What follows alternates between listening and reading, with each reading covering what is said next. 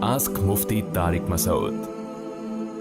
बिस्मिल्लाहिर्रहमानिर्रहीम। ज़फ़र अय्यास करक से पूछते हैं, गैर मुस्लिम से निकाह का तरीक़ा, यहूदी और ईसाई ख़ातून से निकाह जायज़ है। सवाल ये है कि ये इजाब व कबूल इस्लाम के मुताबिक होगा या इनके मज़हब के मुताबिक। मोहतरम, यहूदी या ईसाई लड़की से निकाह दो शर्तों के साथ जायज़ है। ऐसा ना हो कि लोग धड़ाधड़ शुरू कर दें।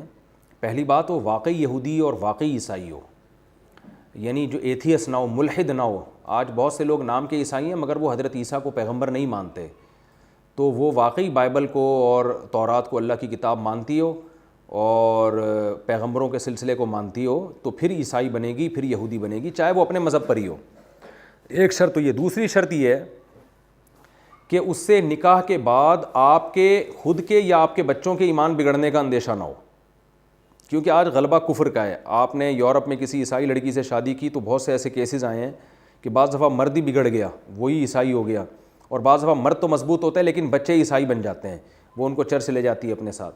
तो ये दो शर्तें हैं कि आपको ये 100% इत्मीनान होना चाहिए कि मेरे बच्चे मुसलमान ही रहेंगे, और उससे पहले से एग्रीमेंट करेंगे कि भाई ये मस्जिद जाएंगे, ये चर्च नहीं जाएंगे, कभी भी चर्च की शक्ल भी नहीं देखेंगे, यानी इबादत के तौर पे जैसे लोग जाते हैं तो वो नहीं जाएंगे ये, और ये खालिसतन मुसलमान होंगे। ये एग्रीमेंट हो और आपको पता हो कि इस एग्रीमेंट पर अमल भी होगा, तो फिर आपके लिए जायज़ है।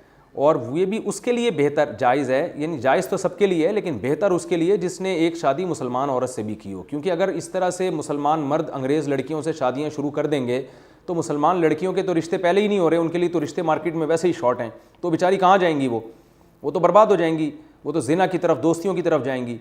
तो इसलिए मेरी राय इसमें यही है कि इस ज़माने में ईसाई या यहूदी लड़की से वो शख्स निकाह करे जो एक शादी मुसलमान औरत से भी करे, वरना इन मुसलमान औरतों के लिए पहले ही मसाइल कम हुए हैं, पहले ही इतने मसाइल बड़े हुए हैं, तो ये मसाइल और ज़्यादा बढ़ जाएंगे। लिहाजा उस सूरत में किया जाए कि भाई मैं एक मुसलमान औरत को भी ठिकाना दूंगा, फिर ठीक है यहूदी या ईसाई से करे शादी।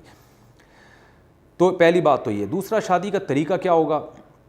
शादी का तरीका वही है, इजाब व कबूल कर लिया जाए, और जो मुसलमानों का तरीका है उनके तरीके के मुताबिक शादी नहीं होगी। अल इस्लाम यालू वला युअला अलैहि। फ़ुक़हा कहते हैं कि जहाँ इस्लाम और गैर इस्लाम का टकराव होगा तो फिर इस्लाम गालिब होगा, तो इस्लामी तरीके से होगी।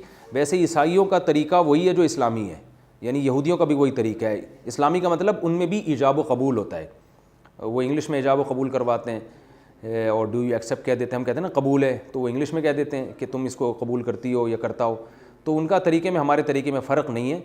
हाँ, इतना फ़र्क है कि वो चर्च में करते हैं, हम मस्जिदों में करते हैं, तो आप उसको मस्जिद की तरफ लेकर आएंगे, ना ये कि आप चर्च में जाएंगे। मुसलमान के लिए निकाह पढ़वाने के लिए चर्च जाने की शरअन इजाज़त नहीं है।